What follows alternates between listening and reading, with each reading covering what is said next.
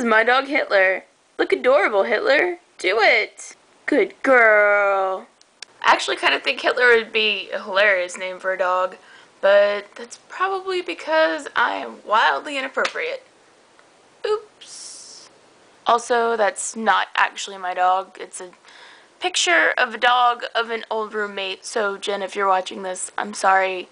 I love Charlotte, and I don't think she's like Hitler. So I just wanted to counterpoint Jeannie's video for a little bit. Not every character has to have a name that you've studied in depth or researched to make sure that it means freedom of the people or whatever. But it has to be something, doesn't it?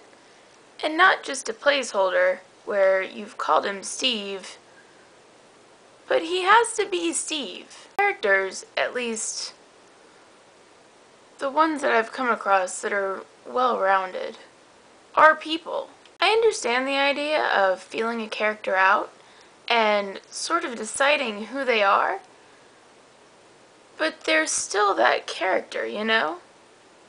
Like, my mom named me Lara, spelled some retarded way, because she loved a book by this Russian dude. And yes, I will change. My path lies out before me in a million different directions, and, you know, a zillion planes of reality, however you want to view that, and I have to choose one, and it won't always be the one that, you know, maybe someone would have chosen for me.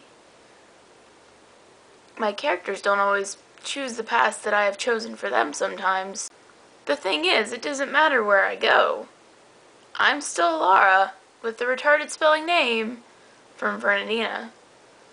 And it doesn't matter in the nano novel of Doom that Hedon went from being the main character of the story and the person who's going to kind of save everything to being a side character who ends up dead. She's still Hedon.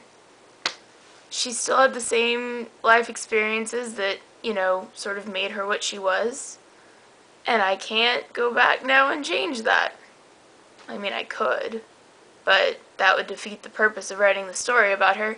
Then I'd be writing a story about someone else, and that would be weird. So I think what I'm trying to understand is, if you have a placeholder for a character's name, because you're not sure of what the character is going to be,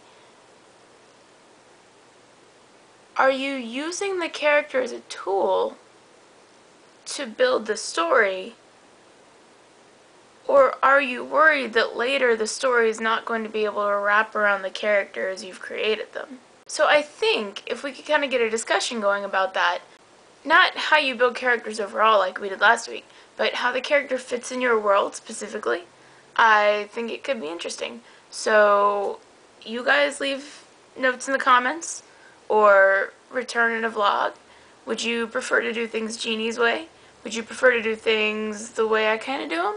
Would you prefer to do them some other way, which involves, you know, the little paper thingies that you made in grade school and an elaborate system of Chinese fortune cookies and hopping up and down 4 times facing the sun?